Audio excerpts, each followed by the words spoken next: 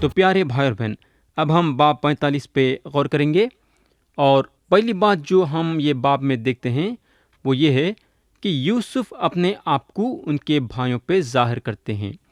آیت 1 پڑھیں گے، لکھا ہوا ہے، تب یوسف ان کے آگے جو اس کے آس پاس کھڑے تھے اپنے کو ضبط نہ کر سکا اور چلا کر کہا، ہر ایک آدمی کو میرے پاس سے باہر کر دو۔ چنانچہ جب یوسف نے اپنے آپ کو اپنے بھائیوں پر ظاہر کیا، اس وقت اور کوئی اس کے ساتھ نہ تھا۔ تو یہاں اگر ہم دیکھیں گے تو یوسف کمرے میں سے لوگوں کو ہٹاتے ہیں۔ آیت 2 میں لکھا ہوا ہے، اور وہ چلا چلا کر رونے لگا، اور مصریوں نے سنا اور فرعون کے محل میں بھی آواز گئی۔ تو پیارے بھائی بہن، اس وقت یوسف کمرے میں سے باہر نہیں جا سکے۔ انہوں چلا چلا کے رونے کو لگے، حالانکہ ان کے بھائیاں ان کے سامنے کھڑے تھے، حالانکہ آواز فرعون کے محل تک گئی، مگر کس کو بھی یہ بات کا پتہ نہیں تھا کہ آخر یوسف چلا چلا کے کئی کو رو رہے ہیں۔ یہ بات صرف یوسف کو معلوم تھی، اور انہوں یہ بات کو جانتے تھے۔ تو دوست، یہاں یوسف اپنے آپ کو خفیہ رکھنے کا سوال ہی پیدا نہیں ہوتا تھا۔ کئی کو بولے تو انہوں اپنے بھائیوں کا امتحان پوری طریقے سے کر چکے تھے۔ پیارے بھائی بہن، میں آپ لوگوں کو یہ بتانا چاہوں گا، اور یہ بتا چکا ہوں، اور دوبارہ بولنا چاہوں گا کہ ایک دن آنے والا ہے جہاں یسوع مسیح اپنے آپ کو اپنے بھائیوں کے سامنے ظاہر کریں گے، یعنی کہ یہودیوں کو۔ جب انہوں پہلی دفعہ یہ دنیا میں آئے تھے تو یوحنا کی انجیل باب 1 اور آیت 11 میں لکھا ہوا ہے، وہ اپنے گھر آیا اور اس کے اپنوں نے اسے قبول نہ کیا۔ تو انہوں اپنوں کے لیے آئے تھے، مگر ان کے لوگاں خود ان کو قبول نہیں کرے، بلکہ میرے دوست ان کو دے دیے تھے، یعنی کہ لوگوں کے حوالے کر دیے تھے ان کو صلیب پہ چڑھانے کے لیے۔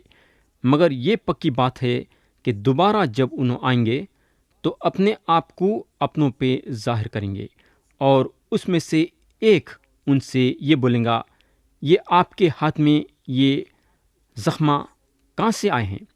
اور انہوں بولیں گے، یہ وہ زخمہ ہیں جو میرے دوستوں کے گھر میں میرے کو ملے تھے۔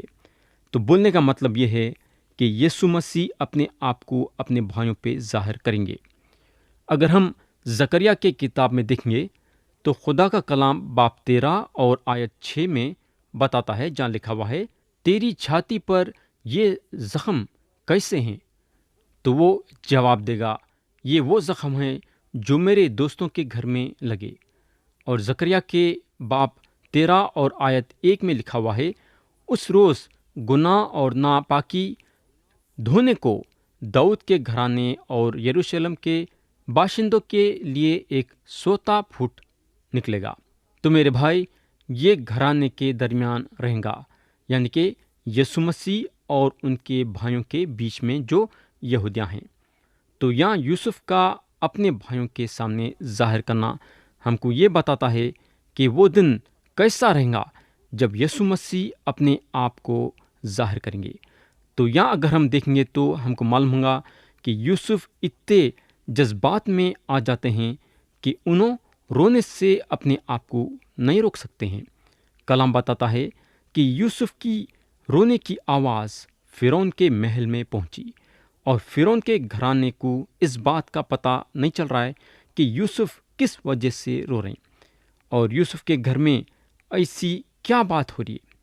آیت 3 پڑھیں گے، لکھا ہوا ہے، اور یوسف نے اپنے بھائیوں سے کہا، میں یوسف ہوں، کیا میرا باپ اب تک جیتا ہے؟ اور اس کے بھائی اسے کچھ جواب نہ دے سکے، کیونکہ وہ اس کے سامنے گھبرا گئے۔ تو یہاں کلام بتاتا ہے، جب یوسف اپنے بھائیوں کو یہ بولنے کو لگے کہ میں یوسف ہوں، کیا میرا باپ اب تک جیتا ہے، تو ان کے بھائیاں ان کے سامنے گھبرا گئے۔ پہلے حصوں میں دیکھیں گے تو ان کے بھائیاں ان سے ڈرے ہوئے تھے، مگر اس بار ان لوگاں گھبرا گئے۔ پیارے دوست، یوسف کے بھائیاں یوسف کو مصر میں بیچ کے قریب 25 برس ہو گئے تھے ہوں گے، اور 25 برس کے بعد ان لوگ ان کو دیکھ رہے ہیں جب یوسف اپنے آپ کو ان لوگوں پہ ظاہر کرے، اور شاید اپنے دل میں یہ سوچے ہوں گے کہ اب یوسف ان لوگوں سے ضرور بدلا لیں گے، تو ان لوگ اتنے گھبرا گئے تھے کہ ان کا منہ یوسف کے سامنے نہیں کھل رہا تھا ان سے بات چیت کرنے کے لیے۔ آیت 4 میں لکھا ہوا ہے، اور یوسف نے اپنے بھائیوں سے کہا، ذرا نزدیک آ جاؤ، اور وہ نزدیک آئے۔ تب اس نے کہا، میں تمہارا بھائی یوسف ہوں، جس کو تم نے بیچ کر مصر پہنچوایا۔ تو یہاں یوسف اپنے بھائیوں سے بولتے ہیں، میں تمہارا بھائی یوسف ہوں۔ تو دوست، یہ ایک زبردست وقت ہے۔ آپ سوچ سکتے کہ یوسف اور یوسف کے بھائیاں اس وقت اپنے آپ میں کیسا محسوس کرے ہوں گے۔ اگر ہم یہاں یوسف پہ غور کریں گے تو ہم کو معلوم ہوگا کہ انہوں یہاں غصے میں نہیں آئے ہیں، نہ بدلہ لینے کا سوچ رہے ہیں۔ اگر کوئی دوسرا ان کے جگہ پہ رہتا تو شاید غصے میں بھی آتا اور بدلہ بھی لیتا تھا، اور انسانی طور سے تو یہاں عام بات ہے کہ اگر کوئی اس کو نقصان پہنچاتا ہے تو موقع جب پڑے گا انہیں ضرور بدلہ لیں گا۔ مگر اب سوال یہ پیدا ہوتا ہے کہ یوسف یہاں اپنے بھائیوں کے خلاف کئی کو بدلہ لینا نہیں چاہتے ہیں۔ آخر اس کی کیا وجہ ہے؟ اس بات کا جواب ہم لوگوں کو آیت 5 میں ملے گا، جہاں لکھا ہوا ہے، اور اس بات سے کہ تم نے مجھے بیچ کر یہاں پہنچوایا، نہ تو غمگین ہو، نہ اپنے اپنے دل میں پریشان ہو، کیونکہ خدا نے جانوں کو بچانے کے لیے مجھے تم سے آگے بھیجا۔ تو یہاں اگر ہم دیکھیں گے تو ہم کو معلوم ہوگا کہ یوسف کا جو نظریہ تھا وہ بالکل الگ تھا۔ انہوں یہ نظریے سے نہیں دیکھے کہ بھائیاں ان کو یا مصر میں پہنچائے، بلکہ انہوں یہ نظریے سے دیکھے کہ خدا ان کی زندگی میں یہ چیز کی اجازت دیا تاکہ لوگوں کے جانا بچے۔ ان کا بولنے کا مطلب یہ تھا کہ ان کا مصر میں آنا ان کے بھائیوں کا قصور نہیں تھا، بلکہ خدا ان کے زندگی میں بہتری کے لیے کام کر رہا تھا، ان کے بہتری کے لیے اور لوگوں کے بہتری کے لیے۔ اب ہم آیت 6 سے 8 پڑھیں گے۔ اس لیے کہ اب 2 برس سے ملک میں کال ہے، اور ابھی 5 برس اور ایسے ہیں جن میں نہ تو ہل چلے گا اور نہ فصل کٹے گی، اور خدا نے مجھ کو تمہارے آگے بھیجا تاکہ تمہارا باقیہ زمین پر سلامت رکھے اور تم کو بڑی رہائی کے وسیلے سے زندہ رکھے۔ پس تم نے نہیں بلکہ خدا نے مجھے یہاں بھیجا، اور اس نے مجھے گویا فرعون کا باپ اور اس کے سارے گھر کا خداون اور سارے ملک مصر کا حاکم بنایا۔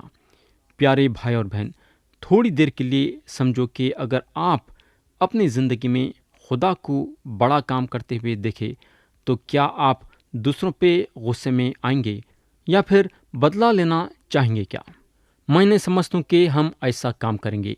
اور یہاں اگر ہم دیکھیں گے تو ہم کو معلوم ہوگا کہ یوسف بدلہ لینے کا تو چھوڑو، بلکہ یہ سارے کاموں کے لیے جو ان کے زندگی میں ہوئے ہیں سارا جلال خدا کو دیتے ہیں۔ اگر ہم یوسف کے پچھلے زندگی میں غور کریں گے تو ہم کو معلوم ہوگا کہ انہوں جب مصر میں داخل ہوئے تو 17 سال کے تھے، اور انہوں 30 برس کے تھے جس وقت انہوں فرعون کے سامنے کھڑے تھے۔ تو یوسف مصر میں 20 برس سے اوپر تھے، یعنی کہ انہوں مصر میں اپنی زندگی 20 برس سے بھی زیادہ گزار لیے تھے، اور یہ سارا وقت انہوں اپنی زندگی میں خدا کے ہاتھ کو دیکھے۔ یہ سارے سالاں یعنی کہ ان کے برے دنوں میں اور ان کے اچھے دنوں میں خدا ان کے ساتھ تھا، اور خدا کے موجودگی کو یوسف اپنی زندگی میں محسوس کرے۔ تو پیارے بھائی اور بہن، یہاں ختم ہوئی پہلی بات کہ یوسف اپنے آپ کو ان کے بھائیوں پہ ظاہر کرتے ہیں۔ اب ہم دوسرے بات پہ جائیں گے، اور وہ یہ ہے کہ یوسف اپنے گھرانے کو مصر میں آنے کی دعوت دیتے ہیں۔ اب ہم لوگ آیت 9 سے آیت 11 پڑھیں گے۔ لکھا ہوا ہے، سو تم جلد میرے باپ کے پاس جا کر اس سے کہو تیرا بیٹا یوسف یوں کہتا ہے کہ خدا نے مجھ کو سارے مصر کا مالک کر دیا ہے، تو میرے پاس چلا آ، دیر نہ کر، تو جشن کے علاقے میں رہنا، اور تو اور تیرے بیٹے اور تیرے پوتے اور تیری بھیڑ بکریاں اور گائے بیل اور تیرا مالو مٹا یہ سب میرے نزدیک ہوں گے، اور وہیں میں تیری پرورش کروں گا، تا نہ ہو کہ مجھ کو اور تیرے گھرانے اور تیرے مال و مٹا کو مفلسی آ دبائے، کیونکہ کال کے ابھی 5 برس اور ہیں۔ پیارے بھائی بہن، یہ پکی بات ہے کہ یعقوب اور ان کا سارا گھرانہ فلسطینیوں کے زمین پہ رہتا تو ان کا گزران مشکل ہو جاتا تھا، بلکہ ان کے پاس کھانے کے لیے کھانا نہیں رہتا تھا اور پینے کے لیے پانی نہیں رہتا تھا، بلکہ سب کے سب مر جاتے تھے۔ یوسف اپنے گھرانے کو جشن کے زمین پہ لانا چاہتے تھے۔ کئی کو بولے تو مصر میں یہ زمین سب سے اچھی تھی، اور یہ زمین پہ خدا اسرائیلیوں کو ایک قوم کے طور پہ بنانا چاہتا تھا، تاکہ ان لوگاں دوسروں سے بالکل الگ رہے۔ یوسف کے بھائیوں کی زندگی یہ ظاہر کری کہ ان لوگوں کو فوراً کنعان سے نکل کے جشن کے زمین پہ آنا ہے، جو مصر کا سب سے اچھا حصہ ہے۔ آیت 12 پڑھیں گے، اور دیکھو تمہاری آنکھیں اور میرے بھائی بنیامین کی آنکھیں دیکھتی ہیں کہ خود میرے منہ سے یہ باتیں تم سے ہو رہی ہیں۔ پیارے دوست، میں جہاں تک سمجھتا ہوں کہ یوسف کے بھائیوں کے منہ میں الفاظ نہیں تھے کچھ بولنے کے لیے۔ یوسف جو بھی باتاں کرے تھے وہ ان کو یقین نہیں آ رہا تھا۔ ان لوگ شاید یہ سوچ میں تھے ہوں گے کہ کیا یوسف ہم کو یہ سب بول رہے ہیں، کیا یوسف ہم لوگوں سے بات کر رہے ہیں کیا؟ ان لوگوں کو یہ بات سے یقین نہیں آ رہا تھا، مگر سچائی یہ ہے کہ یوسف ایک دم ان کے سامنے کھڑے رہ کے سارے باتاں بول رہے تھے۔ آیت 13 اور 14 میں لکھا ہوا ہے، اور تم میرے باپ سے میری ساری شان و شوکت کا جو مجھے مصر میں حاصل ہے اور جو کچھ تم نے دیکھا ہے سب کا ذکر کرنا، اور تم بہت جلد میرے باپ کو یہاں لے آنا۔ اور وہ اپنے بھائی بنیامین کے گلے لگ کر رویا، اور بنیامین بھی اس کے گلے لگ کر رویا۔ پیارے بھائی اور بہن، یہ ایک نازک تصویر ہے، یہ دونوں سگے بھائیوں کے بیچ میں ہے۔ یوسف اور بنیامین واقعی میں ایک زبردست انسانہ تھے۔ آیت 15 میں لکھا ہوا ہے، اور اس نے اپنے سب بھائیوں کو چوما اور ان سے مل کر رویا۔ اس کے بعد اس کے بھائی اس سے باتیں کرنے لگے۔ تو یہاں جو ہے یوسف کے بھائیاں تھک کے پھکے تھے، مگر اب ان لوگاں اپنے صحیح ہوش میں آتے ہیں، اور اس کے بعد بات چیت بھی کرتے ہیں، اور اس کے بعد دوسروں کو خبر پہنچتی ہے۔ آیت 16 میں لکھا ہوا ہے، اور فرعون کے محل میں اس بات کا ذکر ہوا کہ یوسف کے بھائی آئے ہیں، اور اس سے فرعون اور اس کے نوکر چاکر بہت خوش ہوئے۔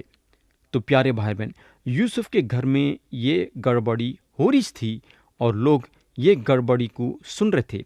فرعون چاہتا تھا کہ انہیں جانے کہ یوسف کے گھر میں آخر کیا ہو رہا ہے، اور شاید فرعون یوسف کے گھر کے ایک نوکر سے پوچھا ہوگا کہ یوسف کے گھر میں یہ سب کیا ہو رہا ہے، آخر یوسف کے گھر میں دھوم کئی کو مچی ہوئی ہے۔